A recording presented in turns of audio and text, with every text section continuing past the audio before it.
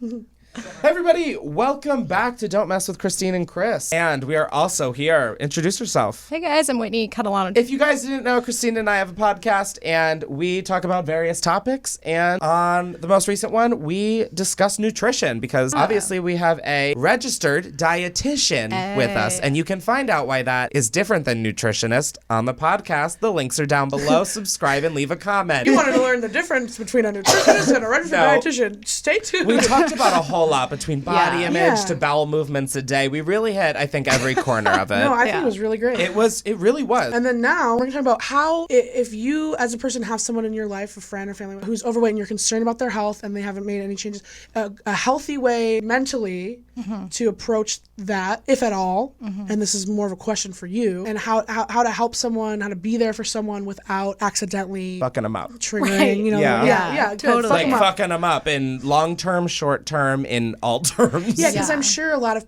parents especially hurt their children without even meaning to. Of course. Unfortunately. You're like, I know. I mean, I feel like the first step is just like, if you're close enough to them, like asking how they feel. You know, I think we're really quick to like give advice and be like, oh, you should lose weight, or like, are you healthy? And it's like, relax. Like, how do you feel in your body? I think it's interesting though, because as we've talked about this, like literally just what you're saying now, but also on the podcast, it's interesting that I think we're all wanting to say and ask the same things. We're just not saying it in the actual way it should be said. It's like, hey, do you think you should lose weight? It's not that. It's, hey, how do you feel? Do you feel that you could be healthier? Or like, it's the same intent of like love, and it's like parents thinking they're doing something positive, but it could be detrimental. It's like, if the intent is there, it's about how to ask it and like bring it up. And understanding that a lot of what you're saying is like very layered with weight bias. Like, we're all weight biased. That's just a fact. Even if you're overweight, yeah. It's like understanding that saying things like, oh, if someone says, oh, I'm fat, and it's like, oh, no, you're not fat, as if they're trying to like make you feel better. Yeah, it's like, yeah, you are. It's okay to be fat. There's nothing wrong with being fat. Yeah, and the whole thing, you have fat, you not are fat. Yeah. Right. And you can be fat. You can self-identify as fat. You can say bigger body. You can say all of these things. Like, whatever, you know, you can always ask a person, like, how do you want to be? My pronoun is fat ass. Just asking someone, like, how do you feel in your body? Like, there are people in bigger bodies who don't want to lose weight. And I know that's like surprising for a lot of people. That was me for a while. But like, it's okay to not want to lose weight, and it's okay to be comfortable in yourself. And it doesn't have to be this like revolutionary thing that like, oh, this bigger person doesn't want to lose weight. Like, but why? When it comes down to it, what someone's eating, how much they're eating, how fast they're eating, what they do with their bodies, none of your business. Stop commenting on people's plates. Stop commenting on people's like choices. Stop commenting on like whether or not like, oh, aren't you scared of like disease? It's like, and it's also reversed. Are we all scared of dying? Yeah. You could die in a fucking car crash, Helen. Oh Fuck my you. gosh. Potato salad sucks. I could thankfully die in my sleep tonight. I mean, fingers crossed, who knows? But do you have something to say? Well, I guess if people come to you about their body, they're already admitting that there's something that they want to change or something that they think is wrong or whatever. Wrong. But how would you approach? How would you, if say you're talking to a parent whose daughter is overweight and they want her to get healthy, but they don't know how to approach it? How would restriction causes binging? Okay. Interesting. So dieting causes binging. Oh yeah. That makes total sense. Deprivation causes binging. So when parents try to like restrict cookies, restrict things from their kids, the kids are going to be like, I want to binge on it. I want it more. And there's physical restriction, like dieting, calorie restriction. Then there's like mental restriction. You can't have this because it's bad for you. And then it's like, well, I want to eat it all.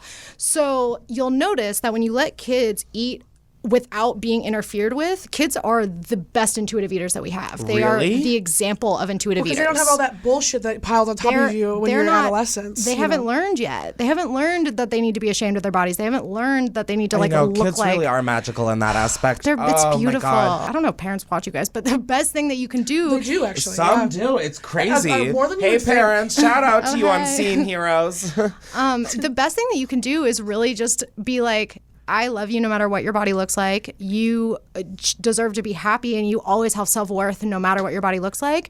And you are the best, the only person who knows how to feed yourself is you. So trust yourself, trust your body, and This don't is what a take, parent should tell. Yeah, Okay. and don't take That's that so trust away from your kids. Interesting, Yeah. because my mom always told me to drink milk. Well, my mom and dad, but fuck him. She always told me to drink milk, and I was like, I don't like it. I don't feel good. Wow, I was such an intuitive little motherfucker. Diet or intuitive boy. thinker, eater, Eater, yeah. eater. Yeah. Oh my god, I promise I listened. I guess I have basic speaking skills. Yeah, I'm just like, ugh. Maybe say like what not to say. Yeah, so like, just what in are- general, do not, and I know it's going to be like very tempting to do this, but don't compliment people on their weight loss. Because if they gain weight again, which happens to most people, they're going to feel like shit about themselves because they're like, oh my gosh, I like literally everyone complimented me when I lost weight, and now you're terrified of like being ashamed and disappointed. So don't compliment people on their weight loss. Don't really comment on people's bodies, honestly. You don't know what someone's going through. You don't know Yeah. if someone has an eating disorder or body dysmorphia or whatever it is. You don't know. So just don't. Like, Yeah, just shut the fuck there's up. so many other things that you can comment on. So little things like that, just like they come out in the way that we focus on bodies so much. Just stop talking about bodies, honestly. It's like annoying. We're We all done. have brains. I don't want That's to the hear. part that yeah. controls We all have like, bodies. everything. It's so weird. People talk about it to relate, like, oh, what diet are you on right now? And it's like, no one cares. You don't have to be on a diet. Like, stop doing that. Stop talking about bodies. And when you catch yourself, you'll realize how much people talk about bodies around crazy. you. And you're like, why are we still talking about this? Like, get over it. Like, talk about literally anything else. Oh my god, I love that we also got a rant out of this, guys. Yeah. See? Yeah. Look at this. We do fulfill our promises. Yeah, and I like doing funnier ones and then balance it with another like more serious one. I think that's like fun. And I with think moments of funny, like we talked about my bowels, like that was a funny moment. there's some bad We jokes. did, Some yeah. bad Oh, a lot of puns bad jokes. said. I think that was a good I think summation. this is a great little video. Yeah, thanks, Whitney. Do you want to please promote your stuff? Yes. I would love It'll that. be down below as well. Yeah. Yes. Okay. So my Instagram is Trust Your Body Project, and website, all of that stuff, WhitneyCatalano.com. And I have an I Feel Fat workbook out right now. So if you've ever said the words I feel fat and you want to know what you're really saying and how you really feel about yourself, which is probably a little bit scary, but good, go download the workbook. Be sure to check out the podcast again. All the links will be down below, and follow Christine and I. Those links are down below. Everything's down below. Go check every link down below. And make sure to annoyingly argue about every little detail we said in the comments. Alrighty, guys. Bye.